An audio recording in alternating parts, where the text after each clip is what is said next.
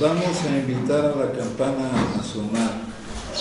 Cuando la invitamos a sonar, enviamos nuestro amor, nuestros saludos y buenos deseos a los seres que la oirán. Deseamos que al escuchar la campana dejen de sufrir, que empiecen a practicar la respiración consciente, encuentren la energía de la paz y la alegría en ellos y sean capaces de transformar la energía de la ira, el sufrimiento y la desesperanza. Por eso invitar la campana a sonar y enviar su sonido para que la gente de nuestro alrededor pueda oírla es una acción sumamente compasiva. No podemos hacerlo sin poner todo nuestro corazón en ellos. Con el cuerpo, la palabra y la mente en perfecta unidad, envío mi corazón con el sonido de esta campana.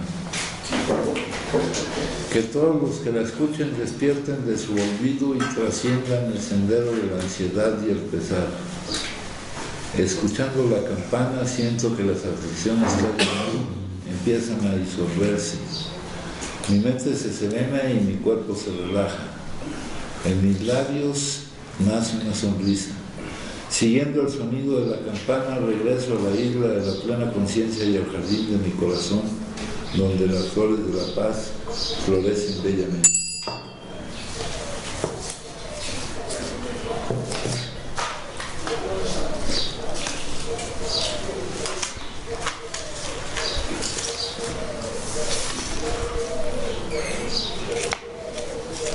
También fortalecemos nuestra fe trabajando con otros adictos y reconociendo que nada podemos hacer nosotros para ayudarlos, excepto contarles nuestra historia de cómo encontramos la salida. Si la otra persona es ayudada, es por la gracia de Dios y no por lo que hacemos nosotros o decimos. Nuestra propia fe se fortalece cuando vemos a otro adicto encontrar la sobriedad acudiendo a Dios. Finalmente fortalecemos nuestra fe teniendo momentos tranquilos cada mañana. Pido yo a Dios en estos momentos tranquilos la fuerza para permanecer sin consumir este día. Sigue siendo la continuación de toda esta serie de pensamientos. Si tuviéramos fe absoluta, confianza absoluta en el poder de Dios, para que pudiéramos evitar consumir, esto lo lograríamos entregando a Dios enteramente y sin reservas nuestro problema de la adicción, que es el síntoma que corresponde a nuestro problema del contacto con lo que vivimos, que a través de las emociones nos impulsa a consumir. Si tuviéramos esa confianza absoluta al entregarle nuestra vida, sabiendo que lo que pase está en sus manos y en sus manos está bien, sin que esa confianza pueda ser debilitada por lo que mi mente dice al respecto de los contenidos de la vida, o por si concuerdan o no concuerdan con mi voluntad, entonces dejaría de existir el problema de que se presentara el síntoma, ya que se eliminaría la causa. Pero dado que nuestra fe se inclina a ser débil, nuestra fe en ese combate con lo que dice nuestro pensamiento y en ese combate que representa nuestra voluntad a lo que ocurre o a lo que no ocurre, de repente pierde el carácter de confianza absoluta. Por lo tanto, tenemos que estar trabajando constantemente en fortalecer esa confianza. Lo hacemos en varias formas, dicen. Una es mediante la asistencia a las reuniones donde escuchamos a los demás la forma como han encontrado toda la fortaleza que necesitaban para superar la necesidad de iniciar el consumo.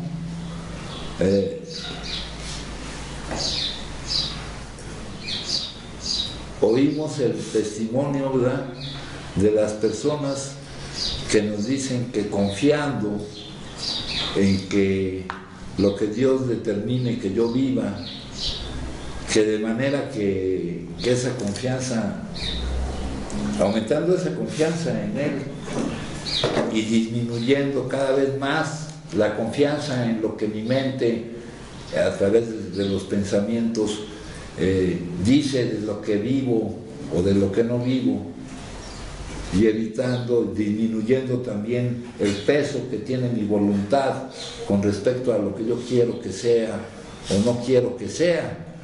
La voluntad declina, lo vimos ayer, nos decían ayer que eso no pasaba hasta que estábamos realmente derrotados. Dice aquí, escuchando el testimonio de otras personas, si es que podemos tomarlo en cuenta, tomar en cuenta que están hablando de la situación que tenemos nosotros de impotencia y cómo la han superado, dejando de tomar en cuenta las características particulares de cada una de esas personas que hablen, dejando de creer que haya alguna diferencia entre su caso y mi caso. Entonces, escuchando ese testimonio, puede ser también fortalecida mi fe para que llegue al grado de esa confianza, viendo cómo funciona. Y habíamos dicho también, está siendo fortalecida, es la pregunta, mi fe mediante el testimonio personal de otros, que sabiendo que lo que se vive o lo que no se vive proviene directamente de aquel que trabaja en nuestro favor de una manera que no es alcanzable a comprender por nuestro pensamiento, porque nuestro pensamiento tiene muchas limitaciones, y de una manera que, siendo a nuestro favor, no necesariamente tiene que coincidir con lo que nosotros quisiéramos que fuera o que no fuera, sabiendo ya que la mejor de las voluntades para nosotros no es la nuestra, habiendo superado lo que creemos que queremos y habiendo entrado en el terreno de lo que queremos en realidad. Acá ya me pone otra forma de fortalecer esa fe para que esa confianza llegue a ser absoluta, ¿verdad? Nos dice que al estar conviviendo con otros adictos que están en la misma situación de impotencia ante el consumo, por su negación a vivir determinadas emociones, y sabiendo que yo, con respecto a ellos, al trabajo que yo puedo hacer con ellos, se basa nada más en el compartimiento de la experiencia, la fortaleza y la esperanza, la transmisión del mensaje, donde yo soy el mensaje, donde yo con mi ejemplo les muestro cómo voy superando cualquier duda que pueda haber, que pueda producirme una emoción que yo me niegue a vivir. Y al ver cómo yo realmente no estoy haciendo lo que en ellos también se está dando, y lo que se está dando es porque en ellos también están depositando a grado de confianza absoluta el hecho de que la vida de ellos está en manos de ellos, y dejan de producir esas emociones sin limitaciones, tampoco con respecto a lo que piensan o al acuerdo o desacuerdo con su voluntad, ¿verdad? Entonces, que lo que funciona para mí funciona para los demás, y entonces aumenta esa confianza. Dice aquí, también fortalecemos nuestra fe trabajando con ellos, sabiendo que lo único que podemos hacer, porque ya vimos que el adicto se ha colocado fuera de la ayuda humana, ya leímos que no tiene ninguna defensa contra el consumo de la primera dosis, que no tiene ninguna defensa por su parte ni por parte de ninguna ayuda humana. Que si hay esa defensa tiene que provenir de un poder superior a ellos mismos, pero tenemos que entender el mecanismo de cómo se da esa defensa. Aquí me dice, nuestra propia confianza se fortalece cuando vemos que esa confianza pues está a la disposición de todos, los que puedan tener esa confianza en que la vida de cada uno de nosotros esté en sus manos y que Él trabaja a nuestro favor, independientemente si lo entiendes o no lo entiendes, independientemente si coincide con tu voluntad o no coincide. Esto es para lograr una remisión sostenida del síntoma. Bueno, aumentar la confianza en el hecho de que nuestras vidas están en sus manos, ¿verdad? Y disminuir la confianza que tenemos en lo que determinen nuestros pensamientos, sabiendo todas las limitaciones que tienen nuestros pensamientos. El pensar fragmenta, todo es impensable e inexpresable. Al pensar inventas historias que no coinciden con lo que es. Pretendes anticiparte fallando siempre y vuelves otra vez a fallar.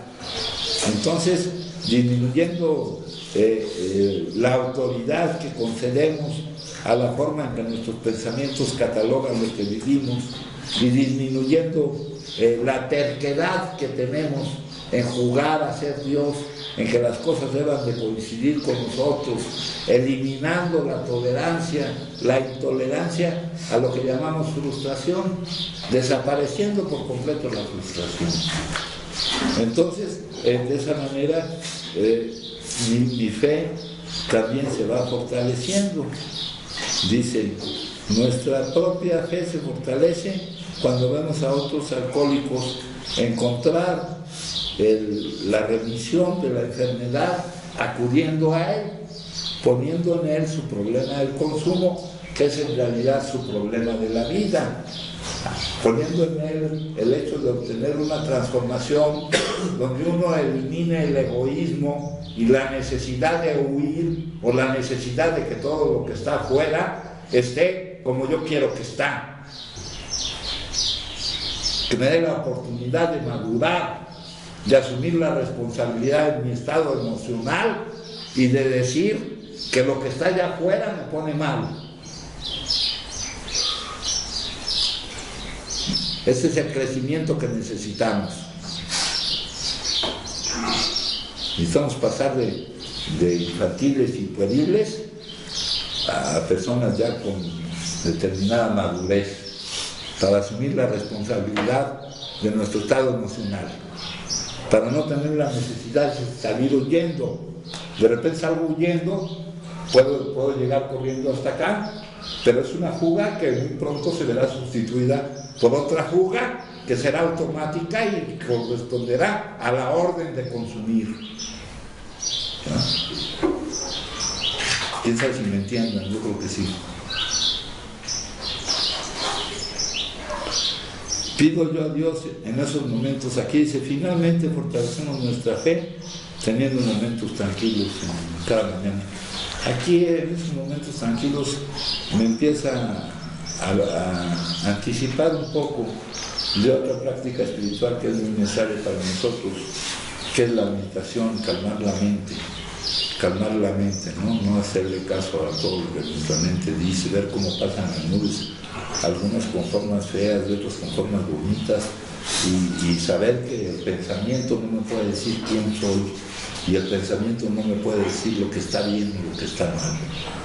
Entonces me dice aquí, en la parte, si cuando guste compartir me dice, en la parte terapéutica me dice, mis 5 sentidos son mis medios de comunicación con el mundo material y unos medios de comunicación que ya sabemos que no nos hacen estar en contacto con la realidad, sino con lo que nosotros, con la realidad aparente, ¿no? Pero no con la verdadera realidad. Son los nexos entre mi vida física y las manifestaciones materiales que me rodean. Pero tengo que cortar todos los lazos con el mundo material cuando deseo establecer comunicación con el gran espíritu del universo. Tengo que apaciguar mi mente. Tengo que apaciguar mi mente y hacer que todos mis sentidos se acallen antes de poder llegar a entrar en armonía para recibir la música de las esferas celestiales.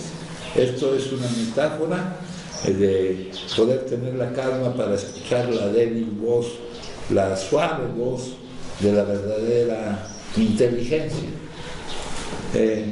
La oración del día: ruego con gran necesidad poder armonizar mi espíritu con el espíritu del universo. Pido que a través de la fe y la unión con él, la confianza y la unión, la conexión que siempre hay entre todo y yo, pueda yo recibir la fuerza que necesito para poder vivir lo que tenga que vivir, sin necesidad de pretender huir o depender de algo o catalogarlo de algo que hay que soportar, y que para soportarlo tenga yo que acudir a algún recurso. Acá, entre las prácticas espirituales comunes a toda la sabiduría perenne, hay una que dice: concentra y calma tu mente, que en nuestro mapa espiritual son mapas espirituales, correspondería a lo que es el 11º paso. Concentra y calma tu mente. Página 219.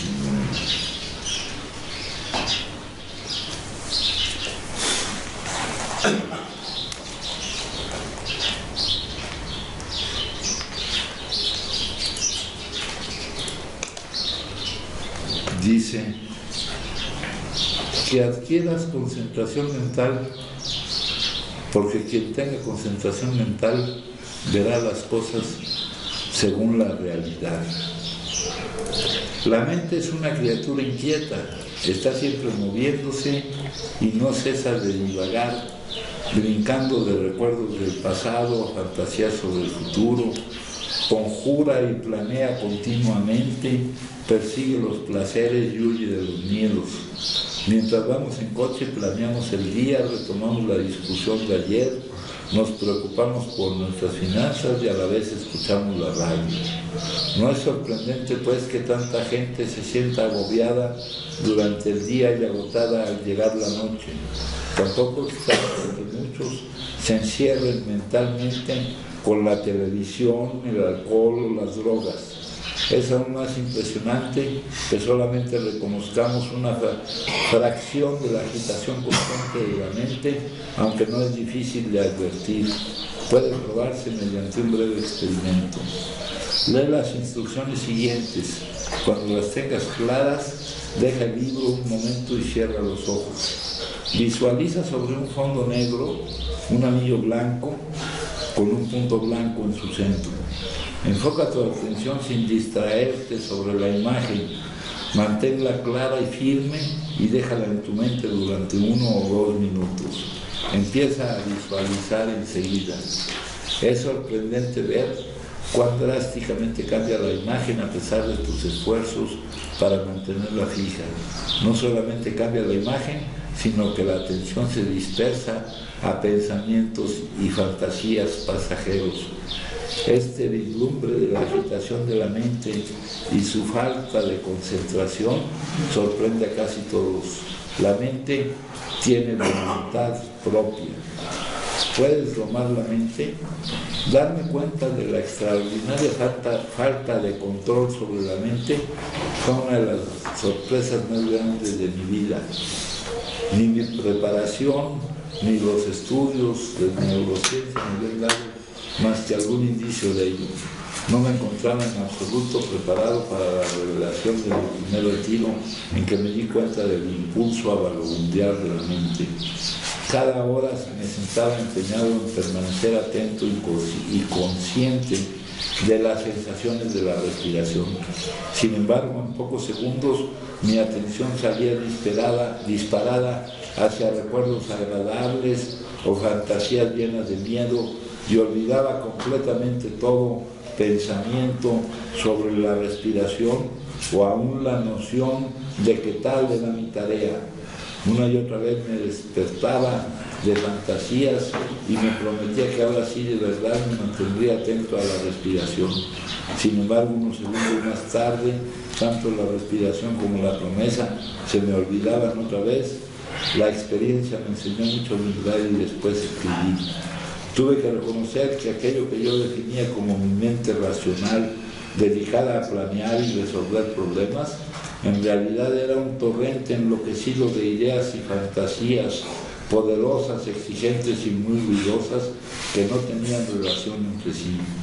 Quedó claro que no tenía la menor idea de cómo controlar mis pensamientos ni mis sentimientos. El padre del psicoanálisis, Freud, tuvo algún vislumbre sobre dicha cuestión. Escandalizó al mundo occidental diciendo que no somos las criaturas racionales y conscientes que tanto nos gusta creer. Afirmó que nos manejan las poderosas influencias del inconsciente. En resumen, según el famoso lamento de Freud, el hombre no es dueño ni de su propia casa, su propia mente. El más famoso psicólogo norteamericano, William James, había tenido la misma revelación en 1899. Reconoció las implicaciones trágicas de la falta de dominio mental y como conclusión propuso que lo ideal sería una educación que enseñara a mantener fija la atención. Desafortunadamente no encontró dónde aprender tal cosa y al final se resignó a la idea de que la atención no puede mantenerse fija. Las conclusiones erróneas de James fueron aceptadas por la mayor parte del mundo psicológico en Occidente durante casi todo el siglo XX, subestimando severamente nuestras capacidades. Las grandes religiones resuelven el problema. Sin saberlo, Freud y James se hacían eco de un reclamo común a los practicantes novicios de meditación que durante siglos han descubierto por sí mismos qué fácil es distraer la atención. Para los budistas, la mente es comparable a un mono enloquecido que salta erráticamente de una rama a otra, así como los pensamientos brincan de unos a otros. De la misma manera, hace 2000 años, el Bhagavad Gita, la Biblia hindú, la mente es inquieta. En verdad creo que el viento no es más salvaje. Ahí donde la psicología de Occidente se rindió ante el problema, las grandes religiones lo resolvieron. Los psicólogos de Occidente dicen que no es posible mantener la atención fija. Las grandes religiones, en cambio, dicen que debe ser mantenida fija. Uno de los sabios hindúes más importantes, Ramana Maharshi, lo dice con énfasis. Todas las escrituras sagradas, sin excepción, sostienen que para salvarse es preciso dominar la mente. Un alumno le preguntó, ¿qué obstáculo me separa de conocerme a mí mismo o a Dios? Él respondió, el divagar de tu mente. La importancia del problema se refleja en el siguiente relato zen. Un alumno de zen compró un libro sobre espiritualidad. Lo llevó al monasterio y pidió a su maestro que escribiera en él unas palabras de inspiración. Ciertamente, contestó el maestro. Escribió un segundo y devolvió el libro. El alumno encontró escrita nada más una palabra, atención. ¿No podría escribir algo más?, rogó el alumno decepcionado y ofreció el libro otra vez al maestro. De acuerdo, dijo el maestro y escribió durante varios segundos. Al abrir el libro, el alumno encontró 3 palabras, atención, atención, atención. Existen practicantes dispuestos a cualquier cosa para dominar la atención.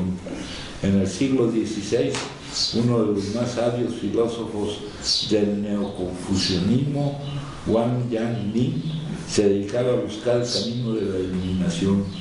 Decidió con un amigo Chien enfocar su atención sobre un pedazo de bambú hasta poder reconocer su esencia sagrada.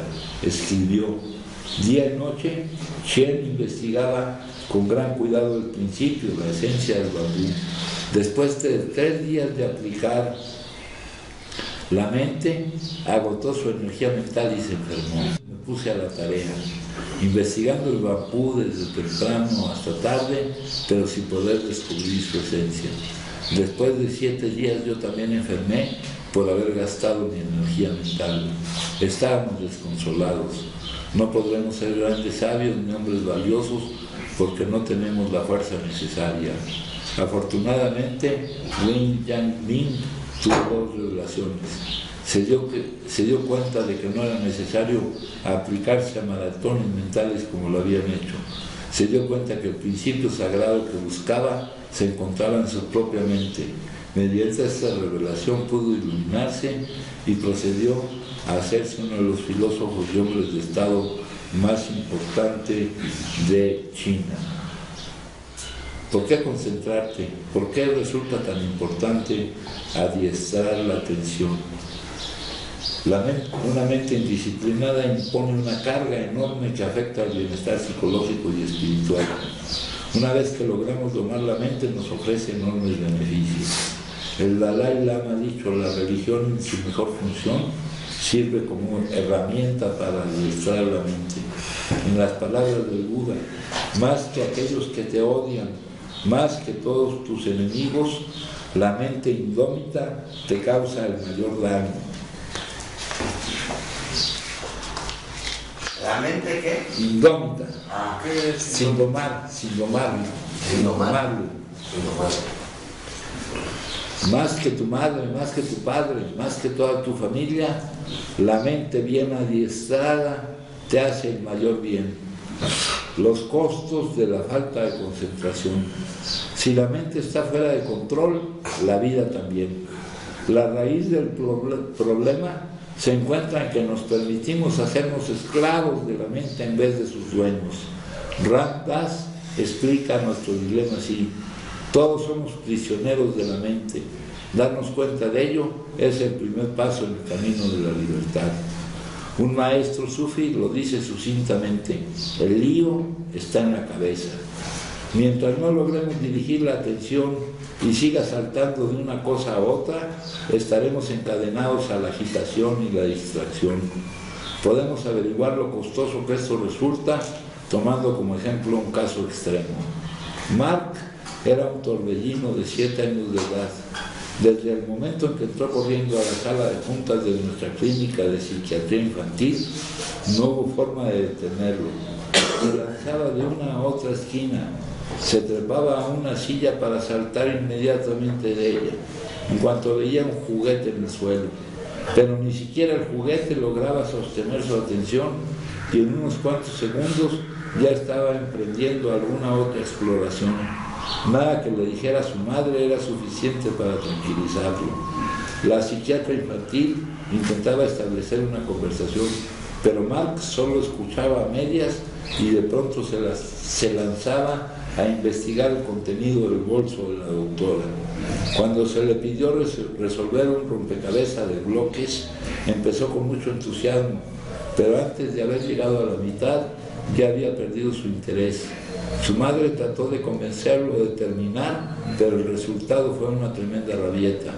No resultaba sorprendente que Mark tuviera pocos amigos, que pasara dificultades en la escuela y estuviera volviendo locos a sus padres. El padecimiento de Mark se llama DAD, desorden de atención deficitaria. Es un problema que es muy común en los adictos, como una comorbilidad que tenemos nosotros, ¿no? Si lo vemos, lo observamos, ¿no? Alguien que dice y no se acuerda cómo se llama, nada, no se acuerda lo que iba a decir, lo que iba a hacer, porque la mente no se está quieta. Un problema que causa grandes angustias en las vidas de millones de niños y de muchos adultos. Incapaces de sostener su atención durante más de un instante. ¿Se acuerdan lo que les he dicho del don de la escucha? ¿Se acuerdan que yo veo que están aquí, pero yo no puedo saber si están aquí porque tal vez sus pensamientos los tengan atrapados? Incapaces de sostener su atención durante un instante, van por la vida de manera impulsiva y son irritables e inquietos y están continuamente distraídos.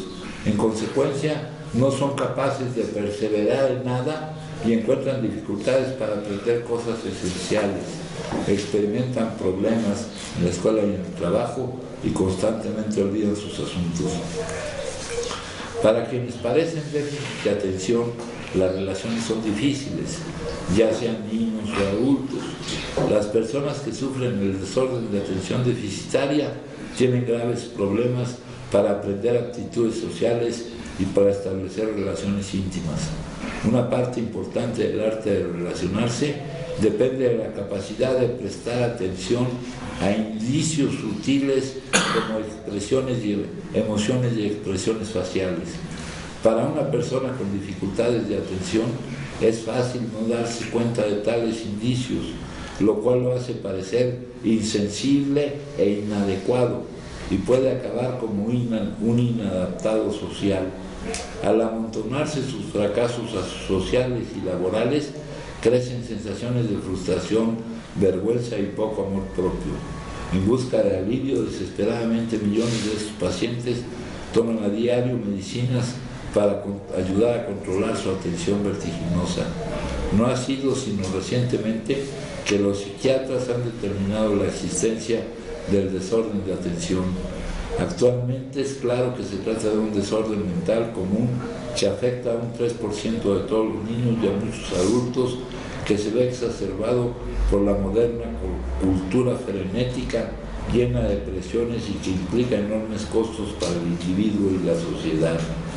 2000 años antes, el mismo diagnóstico había sido hecho por las grandes religiones, aunque con mayor profundidad. Con el auxilio del microscopio mental de la meditación, lograron observar la mente y su atención vagabunda en sus menores detalles. Su conclusión radical fue que todos sufrimos el desorden de atención deficitaria. Todos estamos sometidos a una atención hiperactiva que, aunque no presente síntomas tan frenéticos como los que padecen los casos clínicos más severos, de cualquier modo se desliza incontrolablemente de uno a otro objeto. Todos, según las grandes religiones, nos vemos obligados a pagar costos graves en términos psicológicos, sociales y espirituales. Además del diagnóstico, las grandes religiones proporcionan un programa de tratamiento.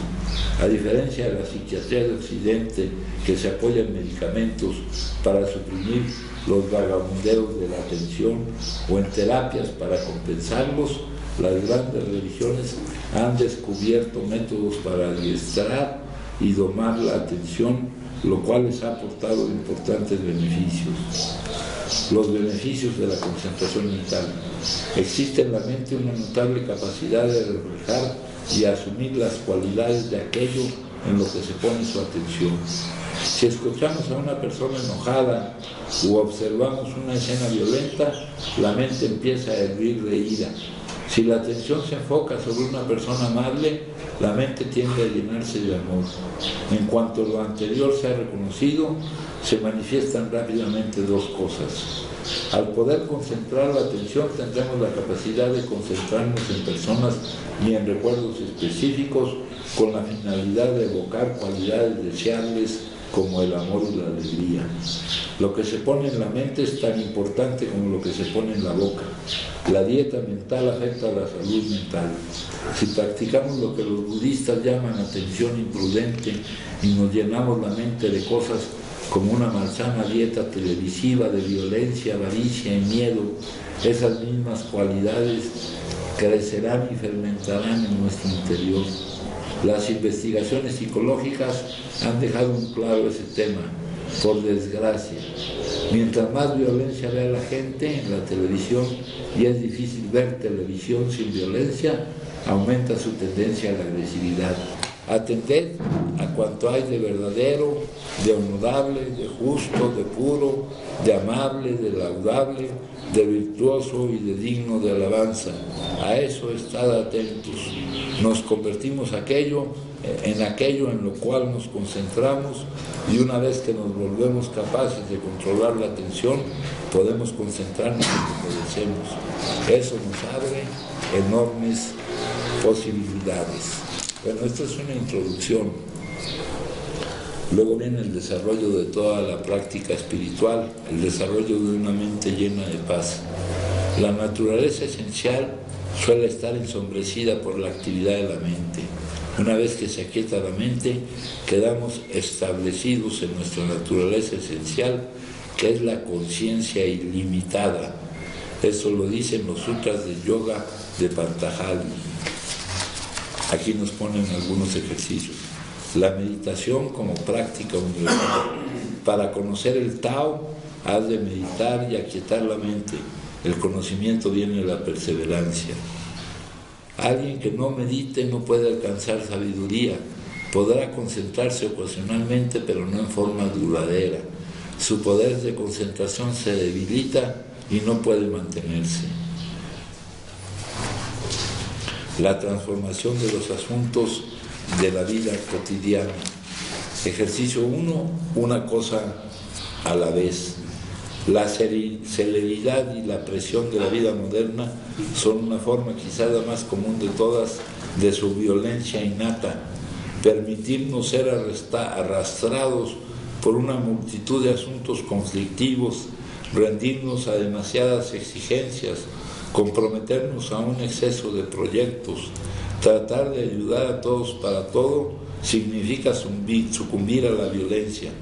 El frenesí del activista acaba por neutralizar su trabajo en favor de la paz.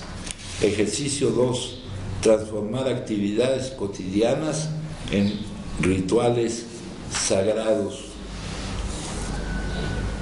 El hermano Lorenzo no veía que sus tareas lo apartaran de la vida espiritual, ni que requirieran ser hechas deprisa para poder hacer sus oraciones. En lugar de eso, resolvió utilizar su trabajo en el fregadero, junto con sus demás actividades, como oportunidad para acordarse de Dios, continuamente volviendo la atención al punto focal.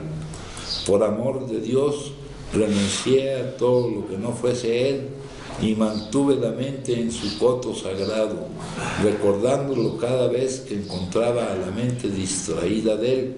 A pesar de todas las dificultades que enfrenté en esa práctica, continué con ella sin preocuparme ni agobiarme cuando sin querer me distraía. Guardé esa disciplina tanto durante el día como en los periodos establecidos para la oración. Tras varios años, los resultados de sus prácticas eran tan evidentes que incluso el abad del monasterio lo requería en busca del consejo, y el hermano Lorenzo se vio en posibilidad de afirmar lo siguiente: el tiempo de trabajo no es para mí diferente del tiempo de oración, y en medio del ruido y los agobios de la cocina, mientras varias personas al mismo tiempo están pidiendo cosas diversas, poseo a Dios con la misma serenidad que de hinojos recibo el bendito sacramento. Ejercicio 3. Transformar las interrupciones en llamado al despertar, ¿no?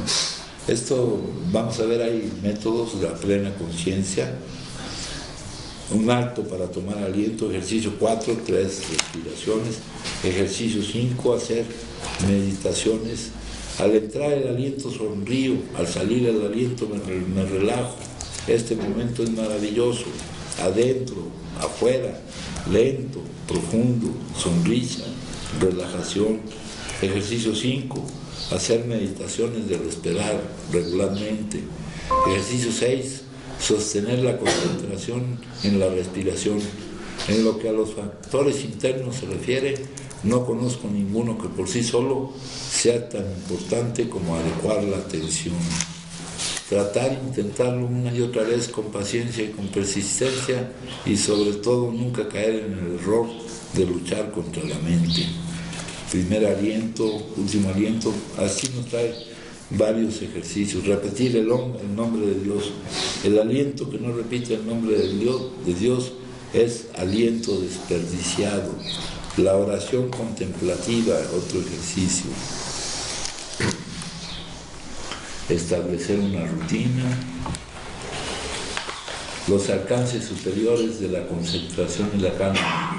Cuando la mente, a través de la práctica de la unión, cesa en sus movimientos sin tregua y se queda quieta, ha realizado el alma el yo, y se vuelve por completo satisfactoria. Entonces conoce la felicidad infinita que puede ser alcanzada por el corazón purificado, pero que está más allá del alcance de los sentidos. Pongamos nuestras mentes a reposar en la gloria de la verdad divina.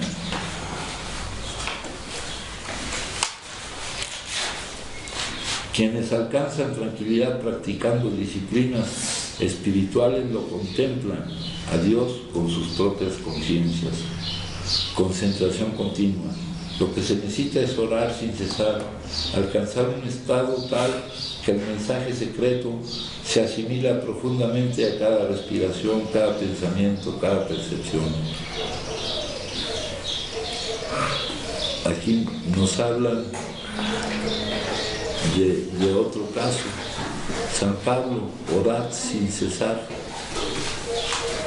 Después de varios meses de buscar sin éxito, yendo a pie de un pueblo a otro, acabó por encontrar a un monje que le enseñó la oración a Jesús y dedicó el resto de su vida a practicarla sin cesar. Pasó años recorriendo los campos de Rusia, recitando la oración a Jesús todo el tiempo que estaba despierto y finalmente también de sus sueños. Los efectos de su práctica continua fueron tan potentes que acabó convertido en una superabundante fuente de amor y de inspiración para todos los que han leído sus palabras. Volvía al camino rezando constantemente la oración a Jesús, que para mí era lo más precioso y dulce del mundo. Hubo días en que hice a pie 75 kilómetros o más sin sentir siquiera el esfuerzo de andar. La oración llenaba toda mi conciencia. Cuando hacía un frío terrible, ponía más fervor en la oración y no tardaba en sentir calor por todas partes. Si me amenazaba el hambre, llamaba a Jesucristo con renovado vigor y pronto me olvidaba de ella. Si me sentía enfermo y el dolor me doblaba la espalda y las piernas, me entregaba la oración y al poco tiempo era insensible al dolor. Si alguno me ofendía, no necesitaba más que recordar la dulzura de la oración a Jesús para que el daño y la ira se evaporasen.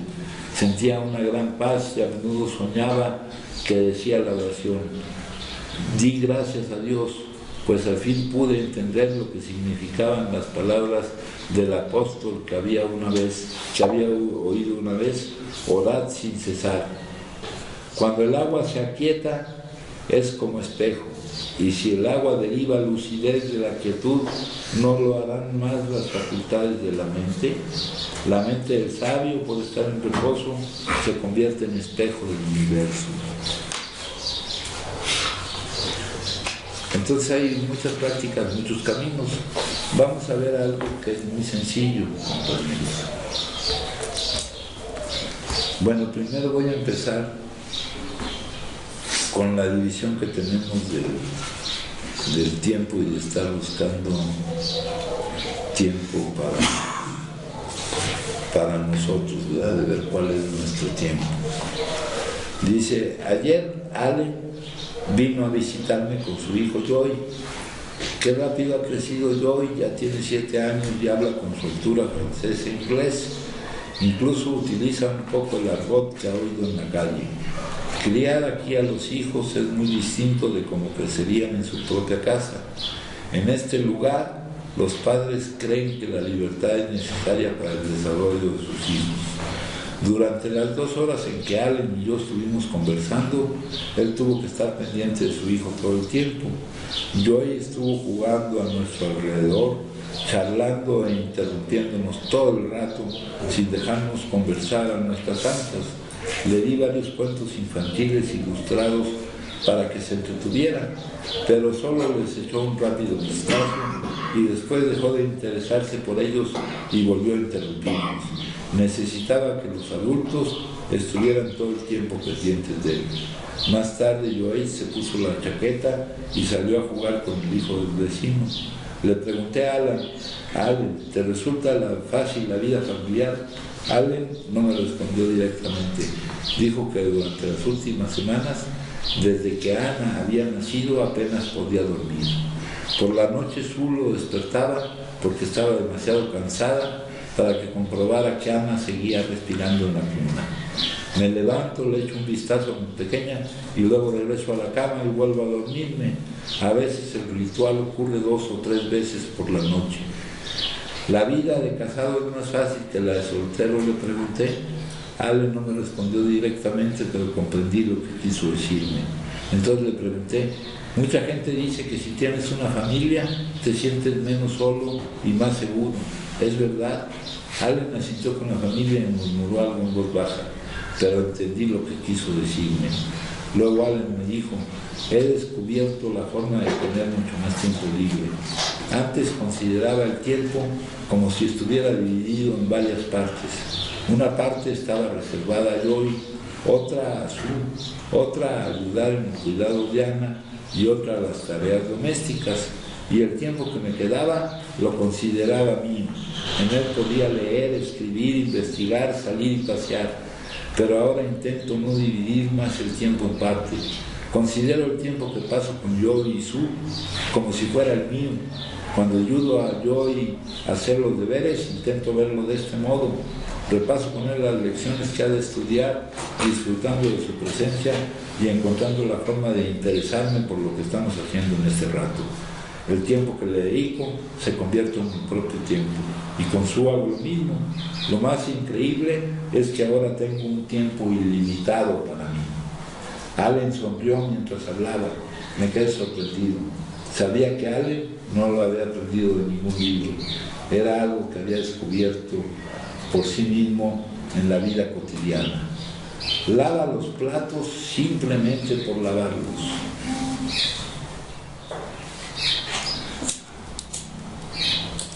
Para que vean cuántas formas sencillas hay de callar la mente. Hace 30 años, cuando aún era un novicio en la pagoda de Tu Hiu, lavar los platos no era un trabajo demasiado agradable, que digamos.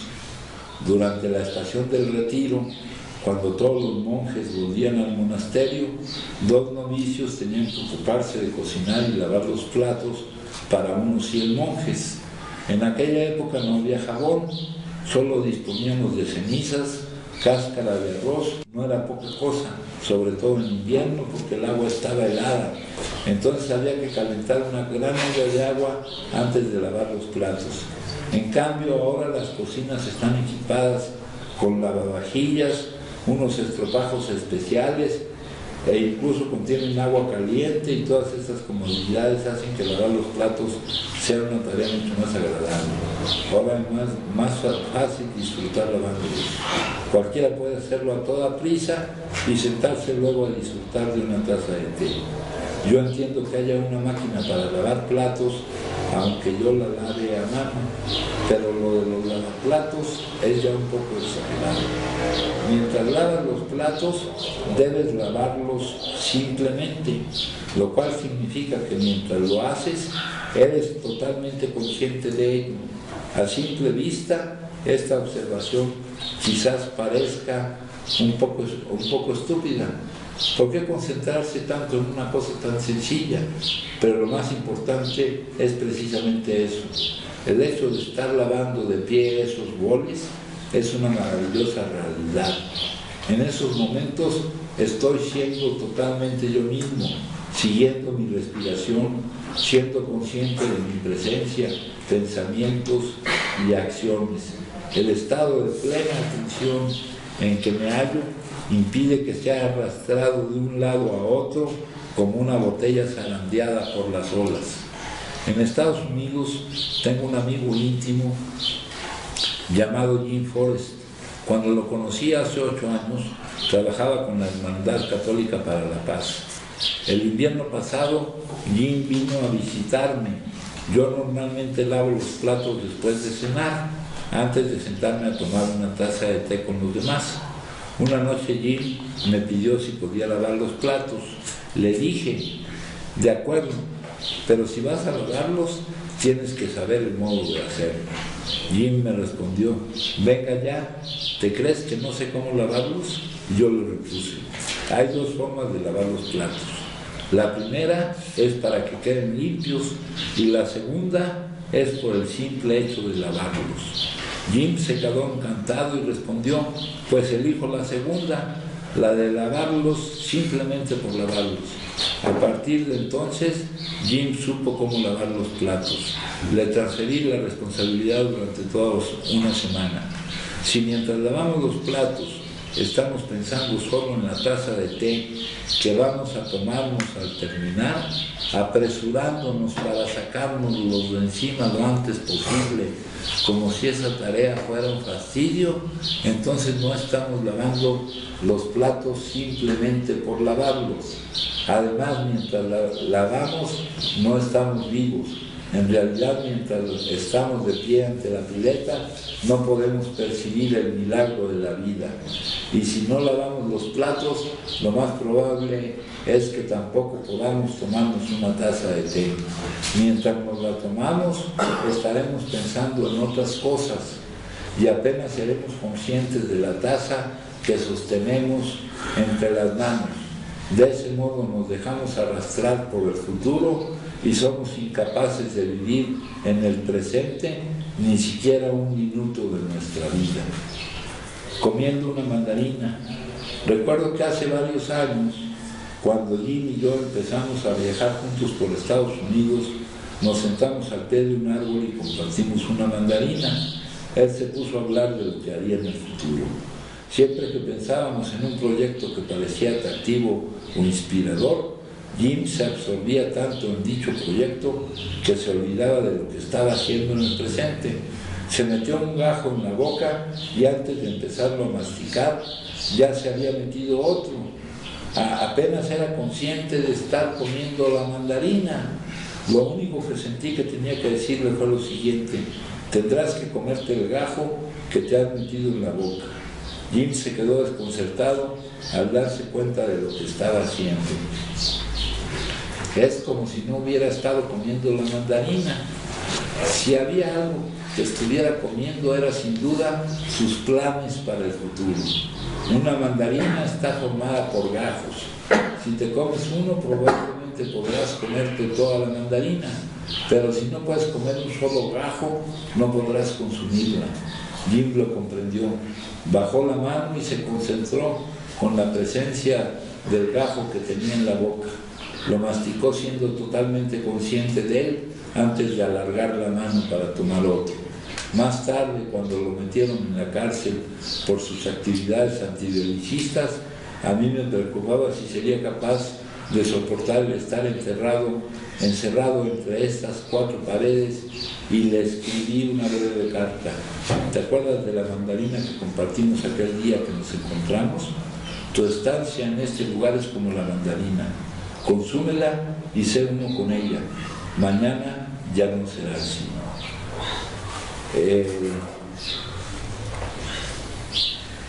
Poner más atención en lo que piensas lograr con lo que estás haciendo, que lo que estás haciendo es una de las formas disfuncionales de tratar con el contenido de la mente. Las formas disfuncionales de tratar con el contenido de la mente también reciben el nombre del ego. Este es el milagro de la plena conciencia, compañeros. Es otro maestro iluminado que nos enseña pues cosas muy sencillas. No son realmente tan diferentes, ¿no? Ser conscientes de la respiración. Dicen, la plena conciencia es al mismo tiempo un medio y un fin, la semilla y el fruto. Al practicarla para aumentar la concentración, la plena conciencia es una semilla, en realidad es la vida de la conciencia. La presencia de la plena conciencia significa la presencia de la vida, por eso la plena conciencia también es el fruto. Este estado nos libera de la falta de atención y de la dispersión mental y nos permite vivir plenamente cada minuto de la vida. La plena conciencia nos permite estar vivos. Para ser conscientes debes saber respirar, porque la respiración es una herramienta natural y sumamente eficaz para evitar que tu mente se distraiga. La respiración es el puente que conecta la vida a la conciencia, que une tu cuerpo con tus pensamientos. Siempre que tu mente se distraiga, utiliza la respiración para volver a ser consciente de ella. Inhala con suavidad y lentitud, sabiendo que estás inhalando. Exhala luego todo el aire de los pulmones, sabiendo que estás exhalando. El Sutra de la Atención enseña el método para ser consciente de la respiración de la siguiente forma. Sé siempre consciente de tu inspiración y expiración. Al inspirar lentamente, el practicante sabe, hago una lenta inspiración. Al expirar lentamente sabe, hago una lenta expiración. Al inspirar rápidamente sabe, hago una rápida inspiración. Al expirar rápidamente sabe, hago una rápida expiración. Sintiendo todo el cuerpo, respiración, haré una inspiración. Y así se ejercita, sintiendo el cuerpo, respiración, haré una expiración, y así practica, calmando la actividad del cuerpo, respiración, haré una inspiración, y así se ejercita, calmando la actividad del cuerpo, respiración, haré una expiración, y así se ejercita. En un monasterio budista todo el mundo aprende a utilizar la respiración como una herramienta para detener la dispersión mental y aumentar el poder de la concentración. Este último es la fuerza que surge al practicar la plena conciencia. Es la concentración que te ayuda a alcanzar el gran despertar. Cuando eres consciente de tu respiración, ya has despertado. Para poder ser plenamente consciente durante mucho tiempo, debes observar continuamente tu respiración. Así hay muchísimas prácticas, compañeros. No son tan complicadas como parece, como muchas veces queremos hacerlo, de poner música, de prender incienso. Podemos estar plenamente conscientes haciendo cualquier cosa, pero centrando toda nuestra atención en lo que hacemos y haciéndolo por hacerlo, no por ninguna otra cosa, ¿no? Y esta práctica de concentrar la mente es esencial para la práctica espiritual. Mis 5 sentidos son mis medios de comunicación con el mundo exterior, son los nexos entre mi vida física y las manifestaciones materiales. Pero tengo que cortar todos los lazos con el mundo material cuando deseo establecer comunicación con el gran espíritu del universo.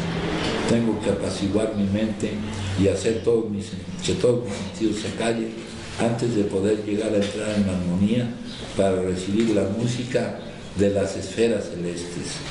Oración del día. Ruego con gran necesidad y con la certeza de estarlo recibiendo, poder armonizar mi espíritu con el espíritu del universo. Pido que a través de la fe y la comunión con él pueda yo recibir la fortaleza que necesito. Si gustan compartirme, dicen, compañeros. Luego la lectura es sobre acá. Sí,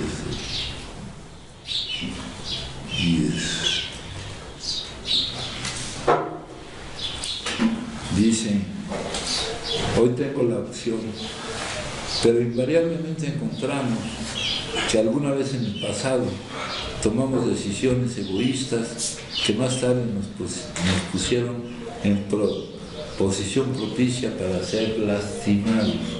Esto viene en la página 57 y 58 del libro de Alcohólicos Anónimos.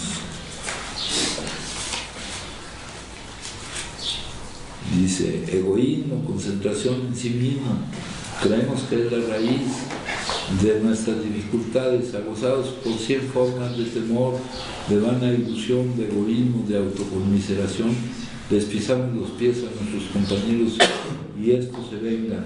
A veces nos hieren aparentemente sin provocación, pero invariablemente encontramos que alguna vez en el pasado tomamos decisiones egoístas que más tarde nos colocaron en posición propicia para ser lastimados. Así es que nuestras dificultades, creemos, son básicamente productos de nosotros mismos, surgen de nosotros mismos, y el adicto es un ejemplo extremo de la obstinación provocada, aunque él piense que no lo es. Entonces dice, invariablemente encontramos que alguna vez en el pasado tomamos decisiones egoístas que más tarde nos colocaron en posición propicia para ser lastimados.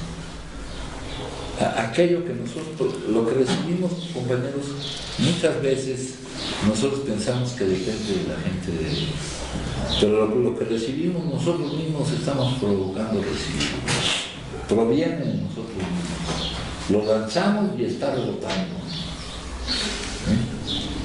Lo que recibimos lo asignamos a que otra gente nos lo está dando y somos nosotros mismos lo que lo estamos lanzando y lo estamos recibiendo de regreso. No sé si lo entiendan, pero esto es dejarse de quejar y saber que nosotros somos los responsables. Si lo que tú das es amor, es amabilidad, eso mismo vas a recibir. Dice, alguna vez en el pasado tomamos decisiones egoístas, ¿no? Acuérdense que esa es la raíz de nuestro problema, ¿no? Es la causa, no el síntoma de nuestra enfermedad. Pues eso tiene consecuencias, compañeros. Tiene consecuencias porque lo que das recibes. O sea, qué mal se portan los demás conmigo. No te das cuenta que tú eres el que lo está originando y lo está causando. Aquí ya vamos a dejar esa irresponsabilidad infantil para pasar a la responsabilidad adulta. O sea, los permisos que nos damos a nosotros, a los demás se los negamos y vemos en ellos la misma conducta como una conducta que no se puede soportar, pero tratándose de nosotros, todo es permitido. Y cuando alguien actúa de otra manera, no nos damos cuenta que nosotros somos los que lo hemos provocado. ¿No? Aquí se trata de crecer, compañeros, con la conciencia y la aceptación de que yo había desempeñado un papel en el desarrollo de mi vida. Vino un cambio dramático en mi punto de vista. En este momento, el programa, el camino de la ayuda mutua de AA empezó a funcionar para mí. En el pasado siempre había culpado a otros, ya fuese a Dios o a otra gente por las circunstancias de mi vida. Nunca creía que tenía la opción de cambiar mi vida. Las decisiones que había tomado las había basado en el temor, en el orgullo o en el egoísmo. Como consecuencia, estas decisiones me habían conducido por un camino de autodestrucción. Hoy trato de dejar a mi Dios que me guíe por el camino hacia la cordura. Yo soy responsable de mis acciones o mi falta de acción, sean cuales sean las consecuencias. Espero que estemos entendiendo, ¿eh? Sí. Siempre estamos diciendo que nos quejamos, ¿verdad? Ya, A ver, poniendo sí. Soy hermano, soy alcohólico. Ahora tú eres hermano. Ahorita acá diciendo, si en mi actividad he culpado a alguien, pues no, yo no tengo esa sensación de culpar a alguien, ¿no? Todo lo que hice y todo lo que he hecho, pues es mi culpa y mi culpa nada más. Entonces no puedo culpar a Dios, porque no tiene la culpa de lo que yo hice, lo que estoy haciendo. No puedo culpar a, no sé, a mi esposa, a mi hijo, a mi hija en este caso, por ser como soy. A mis amigos mucho menos. Casi no tengo amigos. Entonces, puedes decir que culpable, hay uno solo, ese soy yo. Porque yo solo he tomado la decisión de ser como fui o como soy. Sí. Entonces no puedo culpar a nadie más. Sí, pero en ti no fue una decisión y no hay culpa. Acuérdate que es una enfermedad, ¿no? Aquí nos hablan no tanto en cuanto al consumo, sino aquí en cuanto yo había desempeñado un papel en el desarrollo de mi vida. En el pasado siempre había culpado a otros por las circunstancias de mi vida y no me daba cuenta que yo era el responsable de las circunstancias de mi vida, ¿no? Pero hace poco algún compañero me decía de una circunstancia que se estaba dando en su vida y yo le preguntaba que cuál era la causa, ¿no? ¿Cuál era la causa? Ahora, nosotros tenemos una enfermedad y los demás no tienen por qué entenderla, comprenderla. El daño se ha hecho aunque no haya culpa, pero lo que ha provocado nuestra enfermedad, pues sí ha sido el daño está. Y muchas veces al ver a la persona que hemos dañado, pues nos interesamos nada más por ser nosotros los dañados, y ni siquiera nos preocupa el daño que les hemos causado, sino haber causado ese daño. Pero generalizando esto, lo que das, recibes. Y cuando recibimos algo, no vemos el otro lado. No vemos qué hemos dado para estar recibiendo eso. Hay un equilibrio, ¿no? Está la ley del karma, la ley de la causa y el efecto, ¿verdad? Nos pasamos la vida tomando decisiones, ya sea de forma consciente o inconsciente. Esas decisiones pueden ser convenientes o inconvenientes para nosotros y para los demás, ¿no?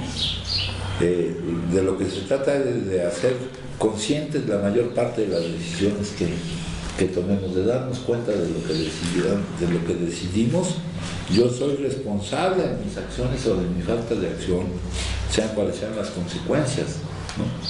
Les digo, si yo, hacernos dueños, hacernos libres, les he repetido este ejemplo, si yo los insulto y ustedes se enojan, van a creer que la culpa es mía. Entonces, ustedes son los que, sin darse cuenta, están actuando impulsivamente, reactivamente, de acuerdo al condicionamiento, y ustedes son los que están decidiendo enojarse. No me digan que es mi culpa. Asumamos nuestra responsabilidad. El que elige enojarse soy yo. El que elige estar mal soy yo. Las emociones que invitamos a entrar a nuestro mundo le dan color al mundo. Si vemos al mundo como un ser hostil, la emoción que entra es de miedo. Si vemos al universo como un ser que ama y anhela ser amado, pues lo que sentimos es el amor, compañeros. Y esto otra vez nos lleva al número 44 de como lo leí, que lo hemos leído muchas veces.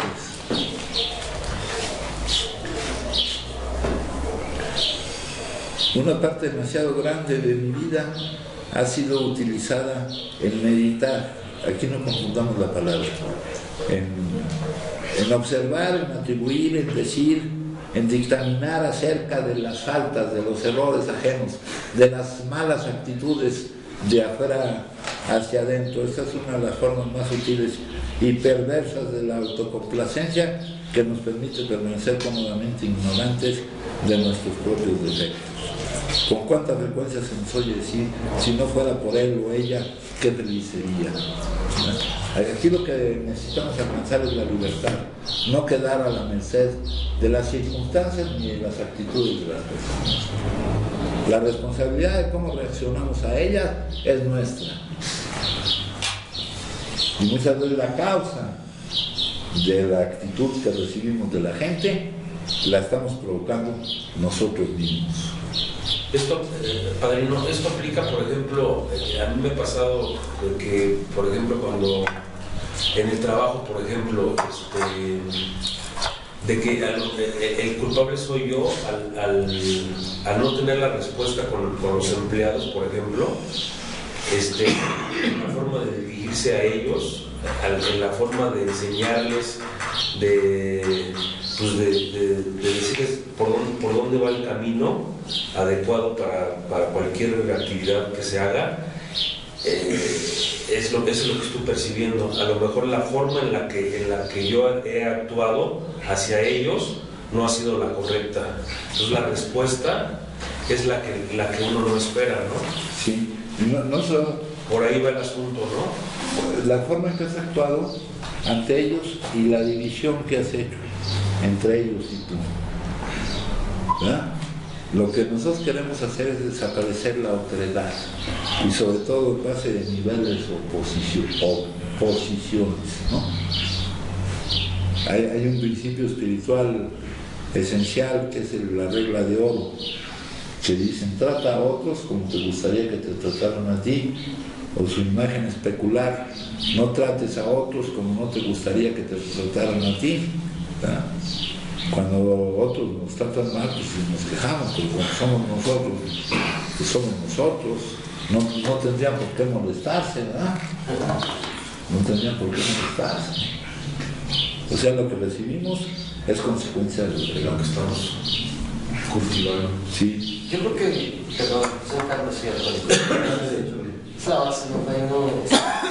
Muchas veces, como que ahorita que está en mi caso, que vuelvo a regresar porque me he sentido mal emocionalmente, he fallado nuevamente emocionalmente, y sacas esta conclusión, porque es el detalle, ¿no? La finalidad de todo esto siento que es eso, ¿no? El dar, ¿qué das, no? Como para recibir. Y estoy dándome cuenta que ese es uno de mis puntos, por eso me quejo tanto, ¿no? Sí, porque estás pidiendo, igual estás dando. Y lo di, pero poco a poco se fue desinflando. O estás en desacuerdo como son las cosas. Como son ellos, como son esa gente que va. Y estás atribuyendo tu malestar a ellos, y los responsables de nuestro estado emocional, por necesidad, somos nosotros. Ay, no, pero qué trabajo cuesta. En verdad que qué trabajo cuesta adaptarse a eso. Pero no, pues, eso se puede lograr, mijo. Si vas a esperar, suponiendo que ellos estuvieran mal, si vas a esperar a que ellos estén bien para estar bien tú tienes que estar bien, si no, no eres libre, dependes de eso. Ahora, tomando en cuenta esto que estoy diciendo, ¿por qué? ¿Por qué los estás tú percibiendo como que está actuando mal el exterior hacia ti, las gentes, las circunstancias? ¿No vendrán de lo que tú mismo has proyectado, hijo? Sí.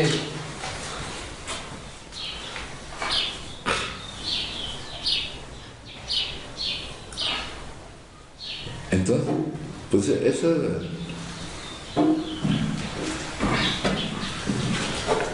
Hoy, como consecuencia de las decisiones que he tomado,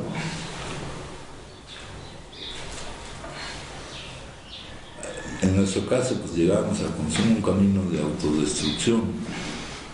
Dice: yo he desempeñado un papel en el desarrollo de mi vida. Lo que ha pasado en mi vida tiene también que ver cómo he actuado yo. No es mi vida y yo, es la vida una. Pues ese es parte del trabajo que tenemos que hacer. Padrino, pues, sí. Yo desde el principio de mi adicción, yo siempre, y todavía lo tengo, o sea, para ser real en esto, ¿no? Es decir, pues mi papá y mi mamá tomaban un buen y toda la onda, y a mí me dejaban luego muchas veces a cargo de mis hermanas, y me daban tanto tiempo libre que empecé yo a tomar y a consumir, ¿no?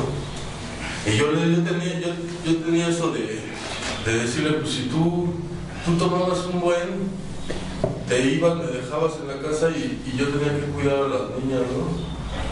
O sea, no se iban el viernes y llegaban el sábado, pero ya en la tarde y bien pedo, entonces tenía que seguir cuidándolas, ¿no? Y ya cuando llegaba domingo y lunes, pues yo consumía y ya pues yo ya me la sacaba con eso, ¿no? Pues y tenía eso, ¿no? Igual con mi tío, ¿no? El decir, yo voy a fumar piedra, pero tú no debes de fumar, güey. Aprende a mí, güey, a que estés, a lo que estoy haciendo y cómo se me está destruyendo la vida, ¿no? Entonces, también hay igual la misma, ¿no? De decir, pues, no querías que fumara, pero pues, acabé haciéndolo, ¿no? O robando lo que es robo de mi familia, ¿no? Y al llegar yo ya a ser padre, ya adulto y ver a mi hijo, hice lo mismo, ¿no? El consumir y decirle: date la vuelta. Y entonces ahí entran las dos culpas, culpa de hacerlo y culpa de que ya no sabían ni qué pedo, ¿no? El problema está en cada uno de nosotros. No sabemos si ellos serán adictos o consumidores fuertes, o no sabemos qué tipo de consumo tengan. Pero si tú eres adicto, no es porque vieras a otros que consumieran ni porque fueran adictos. ¿No? Genéticamente se dice que hay una predisposición, pero esa predisposición no es determinista, no siempre se da. Hay gente que ha vivido cualquier tipo de experiencia, inclusive algunas parecidas a las que tú tal vez estés contando, y no por eso se ha desarrollado en ellos el problema de la adicción.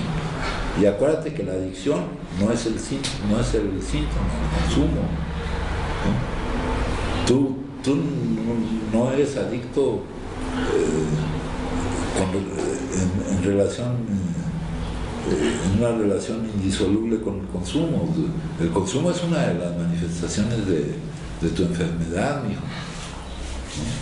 Tú eres adicto porque tienes una negación a vivir ciertas emociones y pretendes huir de ese hecho, pretendes no vivirlas, y no es por haber vivido ciertas condiciones.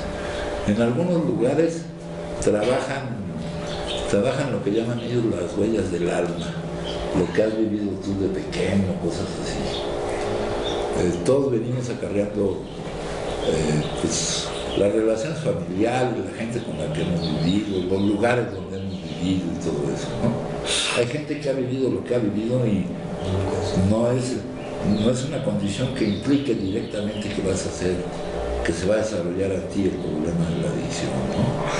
Eso es falso. Dicen que lo que viviste de niño, dicen, esta es una enfermedad multifactorial. Acá sí necesitaríamos que la familia trabajara más con nosotros, que se enterara más del problema, ¿no? Pero en la adicción no está la respuesta en una forma que no pueda dejar de ser a lo que vivimos, ¿no? Porque sí, de hecho ellos ya pasaron su etapa, ¿no? Porque también fueron varios jóvenes, pasaron esa etapa y ahorita ya no consumen como yo lo hice, ¿no?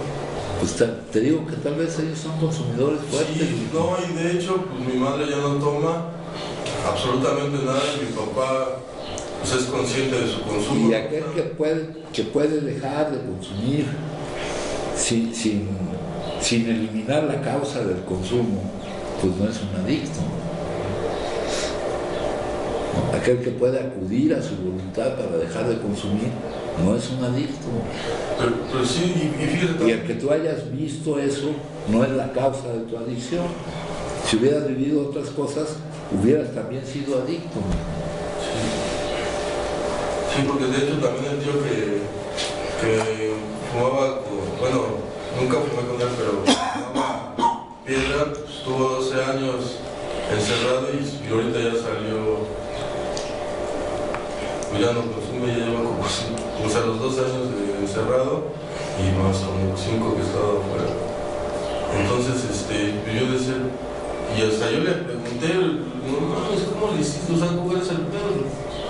Pero pues ni él sabe. Sí, los que pueden acudir a su... Ya hablamos aquí del consumidor moderado y el consumidor fuerte. Hay otro tipo de consumidor de situación cuando pasa algo muy grave en su vida. Pero esas personas que pueden dejar de consumir sin eliminar la causa del consumo, la causa por la que consume el adicto, eliminando el hecho de que no puede no consumir, pues no es un adicto. No todo el que consume es un adicto. Y el que es adicto no es adicto porque haya convivido con otros adictos.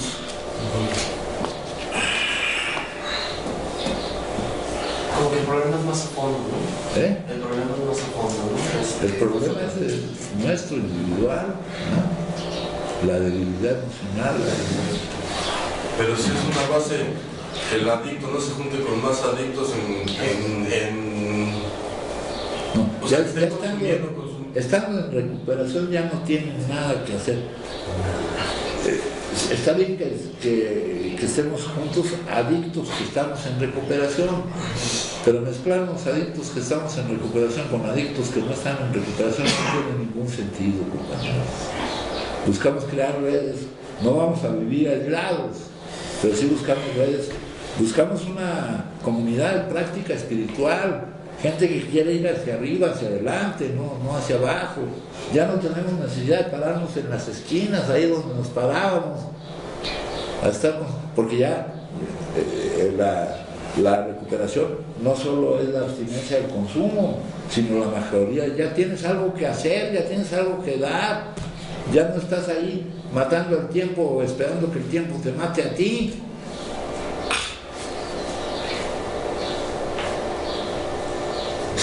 Ha cambiado toda nuestra vida. ¿Querías decir? Sí, mi mamá. Padrino, soy bueno alcohólico. Adelante, mamá.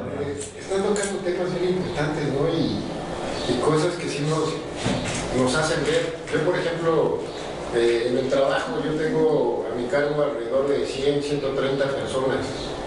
De las cuales luego algunos de los trabajadores, oye jefe, pues vámonos un fin de semana y nos echamos unas chelas. Y yo así, cámara, pues órale va, ¿no?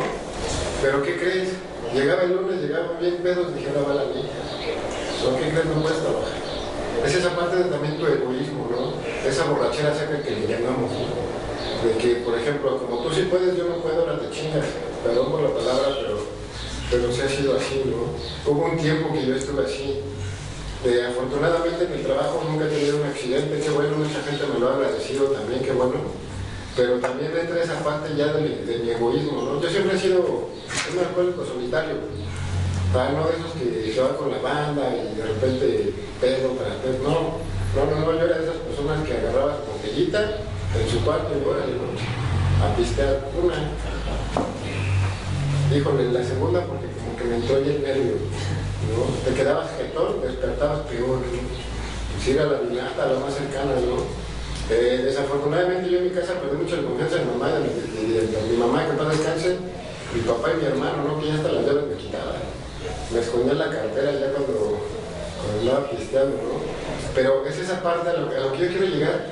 Por ejemplo, yo fui paramédico de moto 2 años, tuve un accidente.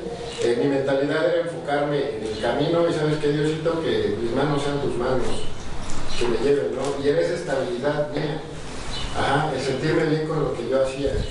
Pero de repente ya te entra la loca de la casa y dices, ¿sabes qué? Pues, híjole, es que ya llevo cierto tiempo sin pistear, ¿no? Una no me va a hacer daño, ¿no? Una me dio una madre esta última vez. Y siempre, eso va a ser siempre. Pero es esa falta de confianza, esa falta de espiritualidad y tu confianza en Dios, ¿no? El saberte, por ejemplo, tener tus terapias, tal vez sean personales, grupales, como tú las quieras ver. No tener un monólogo con el jefe, no, sino expresarle las cosas que son, orar por tu familia, por ti mismo primero, ¿no? Yo con mi pareja, yo platicaba con un compa que me había encontrado mucho apoyo. Porque digo, yo sé que no puedo depender de los demás. Pero ella viene de un papá alcohólico que falleció siendo alcohólico, le avisaron que estaba tirado en su escalera y ahí quedó su papá, ¿no? Desafortunadamente ella lo tiene muy presente. Me dices que ahora no me espanta lo que está pasando contigo. Y les platico a 9 de la mañana, sabes que ellos, si quieren yo te voy a encerrar, no, yo soy la primera. No, pero es esa parte de que también el jefe pone a la gente, correcta en tu vida. Sabes que tú puedes dar lo que tú puedes dar, amor, cariño, usted lo decía ahorita, ¿no? Esa amistad. Pero ya cuando uno empieza a ser hasta hipócrita con uno mismo, de que dice, no, yo estoy bien, todo, la gente te ve bien, pero sabes que en el fondo estás mal. Tu espiritualidad, tu ser, tu alma, todo está mal. ¿Por qué? Porque ya está esa botellita, esa piedra, todo eso, ¿no? Ya te está entrando la idea. Y la bronca es comprar la primera para darse el todo. Aquí no buscamos que no esté presente el síntoma sin haber eliminado la causa. Porque eso se ve en muchos lugares y en eso no. Aquí se ve eliminar la causa y lo que vamos a obtener es que no esté presente el síntoma y vamos a obtener cosas mucho mejores que eso, ¿no? Vamos a obtener poder ser personas benéficas para los demás, ¿no? Es lo que vamos a obtener. Exacto. Sí. Sí, y es esa parte, ¿no? Yo igual admiro a muchos compas de aquí, algunos de los conocía, otros no. Pero bueno, o sea, al final de cuentas, llegamos al lugar correcto de la mano del jefe, ¿no? Sí, pues claro, por eso estamos aquí, no creo que por su voluntad, ¿no? Claro. Sí. Y a mí me pasaba una cosa, una vez que estuve manejando una gasolinera, ¿no? Cuando me veía sujeto a mucha presión y yo estaba dejando de consumir, y cuando salía del lío ese que me metía, si no hubiera estado yo dejando de consumir, hubiera yo consumido, pero les decía a los otros que consumieran por mí, mijo.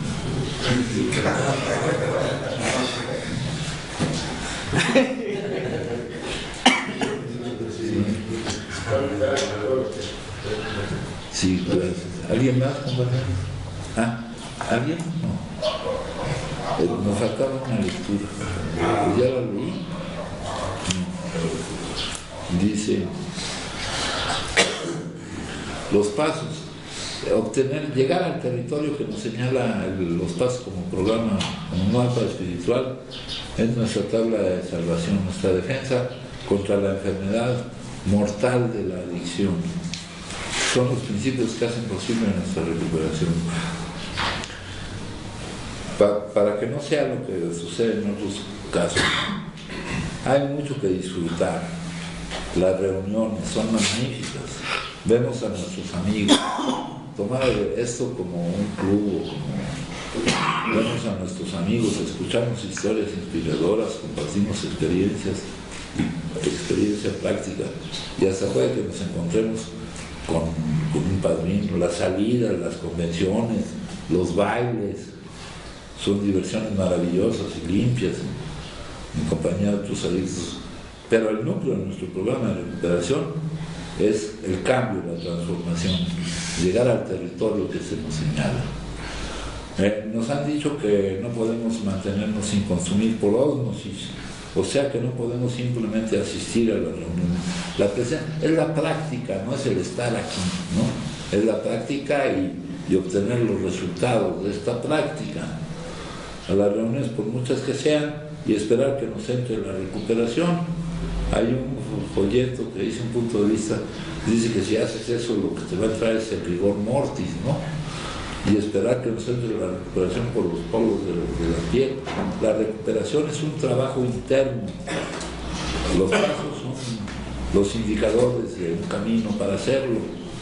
Escuchar sin cesar, hablar de la aceptación es una cosa, y trabajar el primer paso, ¿verdad? Reconocer tu impotencia, reconocer que no puedes no consumir porque te niegas inconscientemente a vivir determinadas emociones y sostienes la mentira de que hay una forma de no vivirlas y que esa es consumiendo. Entonces para ti es una necesidad de supervivencia el no vivir esa emoción, el cerebro la maneja como una necesidad de supervivencia, te emite un mandato bioquímico de que consumas. No es tu voluntad la que lo determina. No es algo que tú decidas. Para ti, con querer no consumir no lo vas a lograr. El mal de mente de consumir es totalmente infructuoso. Dice, entonces,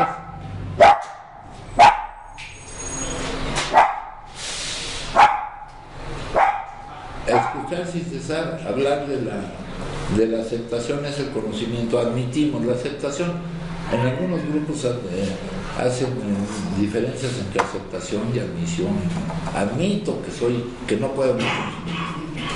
Y al admitir eso, hago lo que de ello se deriva. ¿Ya? No paso y digo al tribunal, admito que no puedo consumir y me quedo en ese estado toda la vida. ¿Ya? Tenemos esos casos, pero esos casos no van a durar mucho tiempo. Te vencerá dicen que la experiencia es una buena maestra, ¿verdad? Que te repite la lección hasta que aprendes. Dice acá,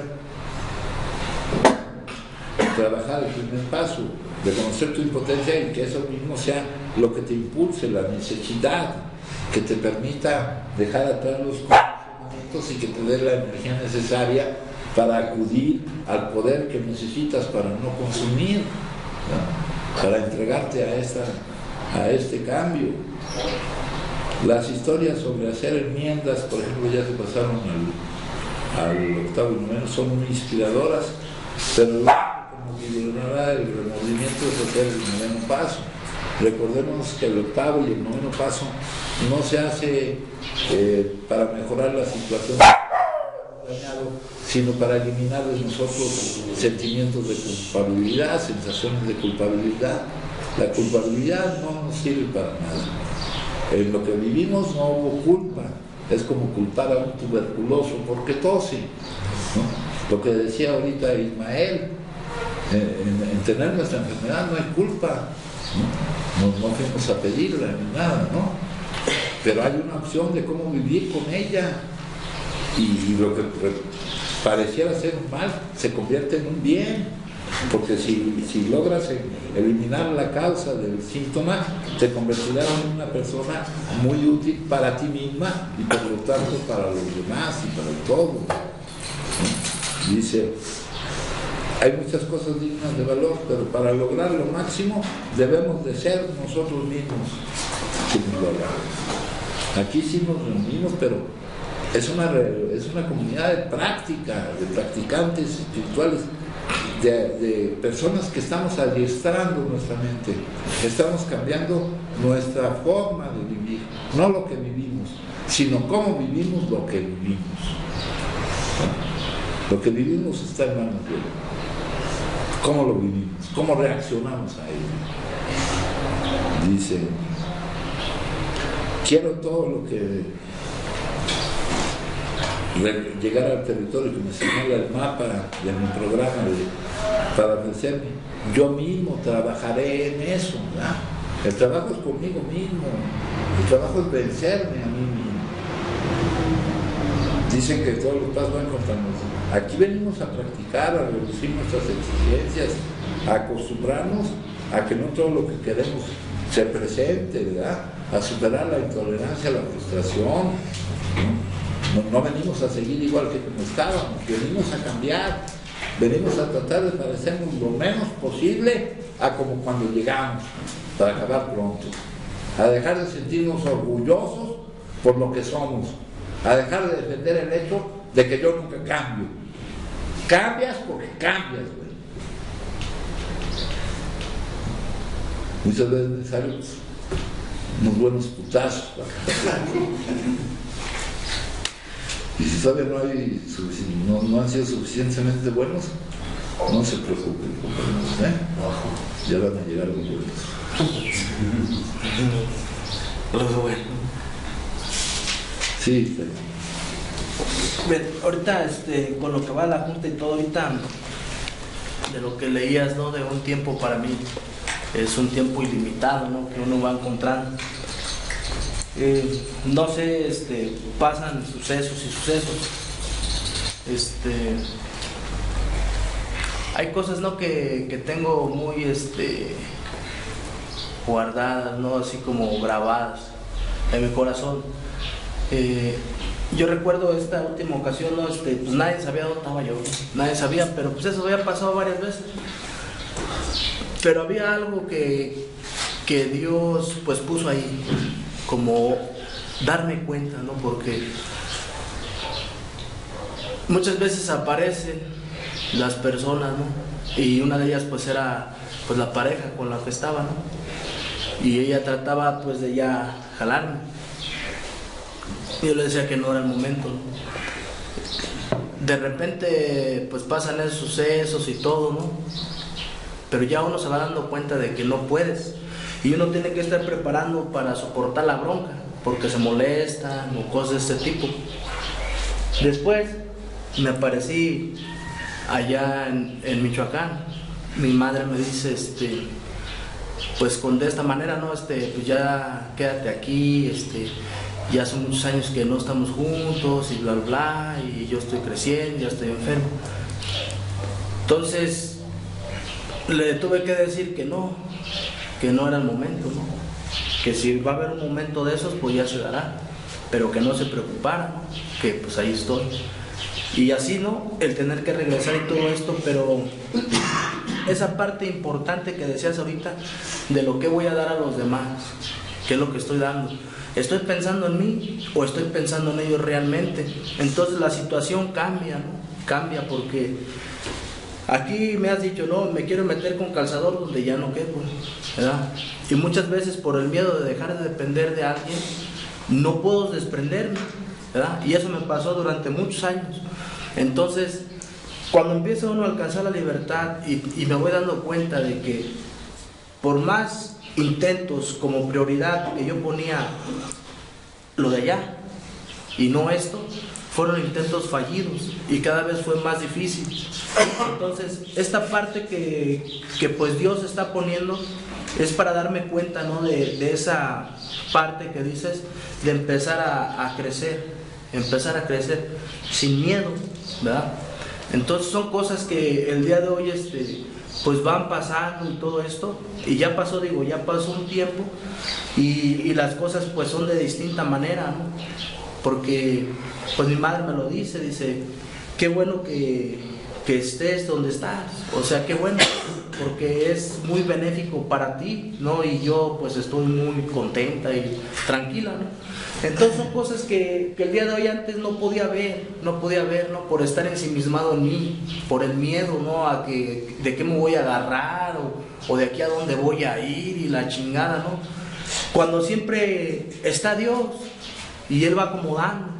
Entonces, después pasa el tiempo y pasa todo esto, ¿no? Ya estoy pues con mi esposa, o sea, ya es otra persona. Lo que sucedió, lo que me decía mi madre, bueno, ya te vas a casar, pero ya tienes dónde vivir, dónde dormir y la chingada. Y yo con una seguridad y con una sonrisa le dije, no te preocupes, ¿verdad? Pues Dios está, ¿no? O tal vez no entendía nada de eso, ¿no? Y ni quería que lo entendiera, pero las cosas se fueron dando y de repente apareció todo, sin buscarlo. Mi madre llegó un día y me dijo, es que tú eres un atenido, ¿verdad? Y son cosas que pues yo le decía, pues no sé cómo lo veas. Le digo, pero estar atenido es que a lo mejor yo pienso de esta manera, que si está esta cosa, estoy esperanzado que un día me la den, ¿no? Pero son cosas que llegaron porque Él así lo quiso, ¿no? Entonces, cuando me regresaba para acá me decían, ¿para qué te vas? Si estás bien y esto, ya va creciendo el negocio y la chingada. Entonces yo le decía que no se preocupara nuevamente, ¿no? Que todo estaba bien.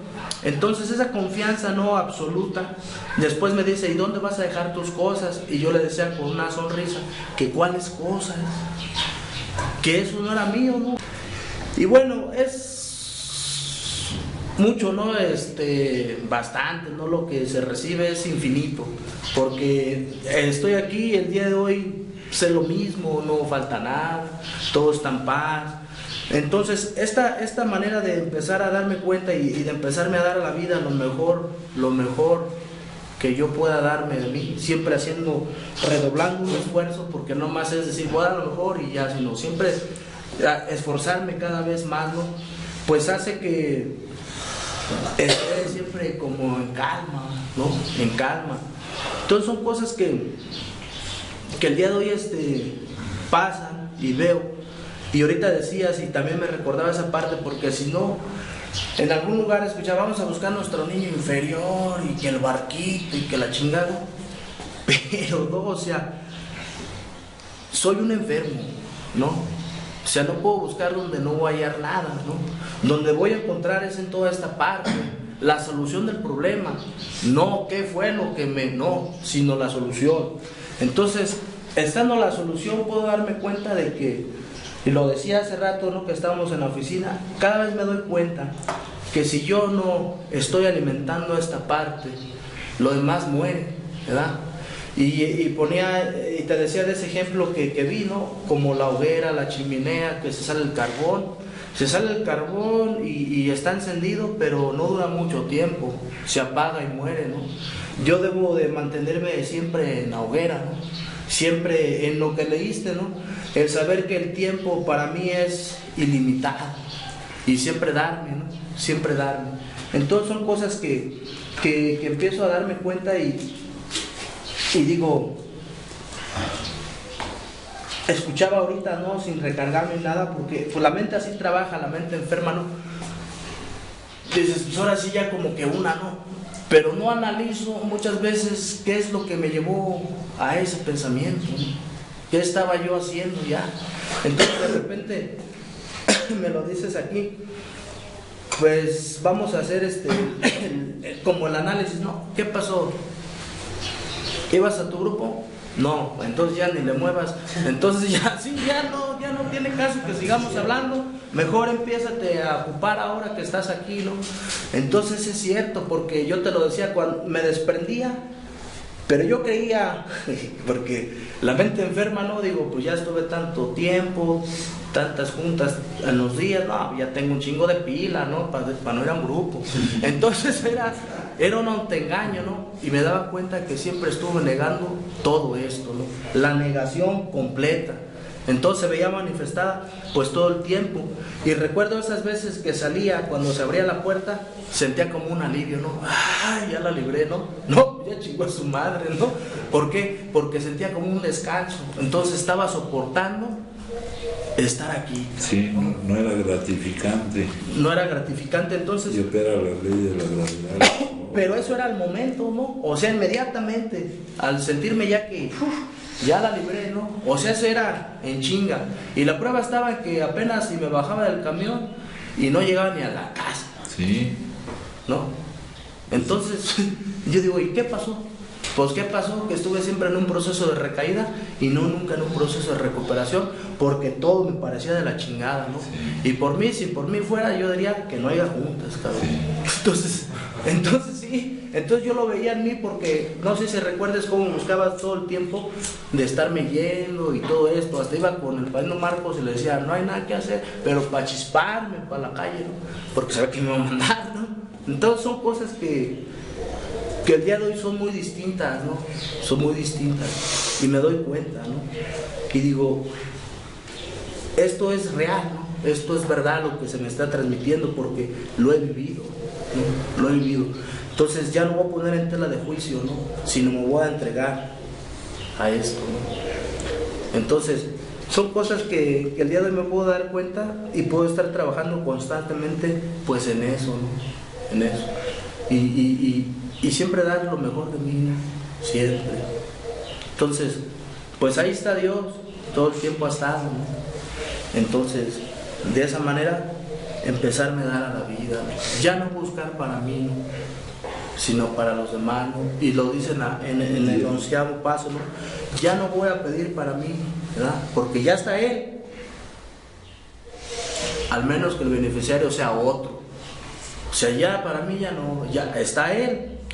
Ahí está Él, aquí está, ¿no? Ya para mí, ¿qué voy a pedir? Entonces son cosas que me doy cuenta y pues es muy, no sé cómo decirlo, pero se siente muy rico, pues. Gracias. Gracias, mijo, sí. Sí, o sea, este trabajo es... ya empezamos y no tiene final, ¿no? Y lo que vamos obteniendo es cada vez mejor. Fíjense, de lo que leímos de los momentos, cada momento del día que usted dedique a esta nueva forma de vivir es un presente para Dios, es una ofrenda de los momentos. Aun cuando su deseo de servir a Dios sea sincero, no es fácil entregarle muchos de estos momentos.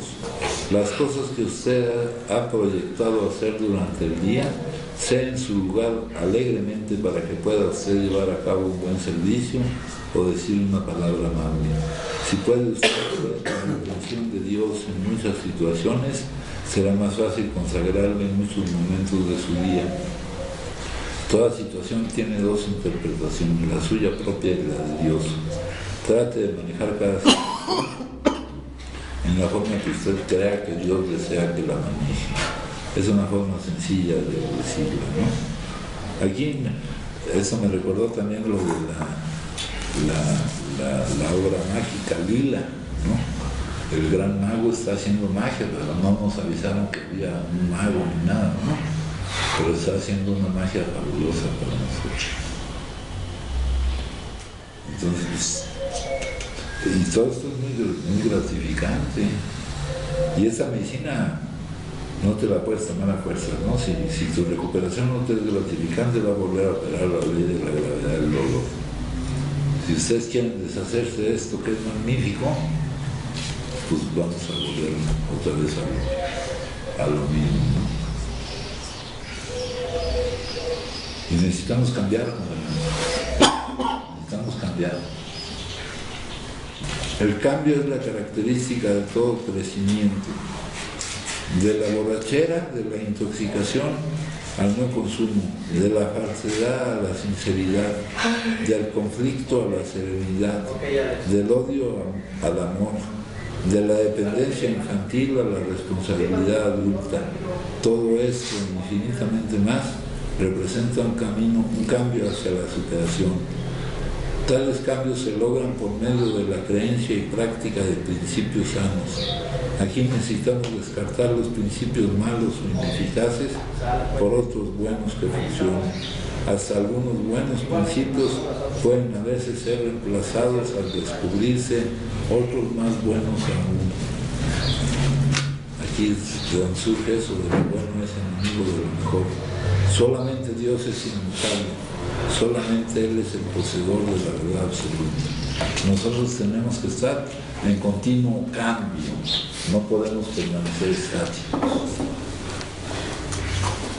Tenemos que estar cambiando constantemente para mejorar.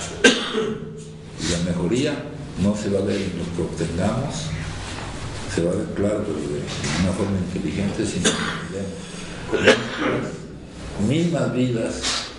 Ahí dice como de dos problemas. Nuestras vidas de cualquier ser humano depende de la constante preocupación que tengamos por otros y por las necesidades de otros y de lo que hagamos por resolver. Eso es la compasión. Es el ingrediente terapéutico que ataca de filo a la autoobsesión y al egocentrismo. Los pueriles trabajan en beneficio propio. Los que se dan cuenta trabajan en beneficio de los demás. Basta fijarse en la diferencia entre ambos. La fuente de todas las miserias del mundo consiste en pensar en uno mismo. La fuente de toda la felicidad consiste en pensar en los demás.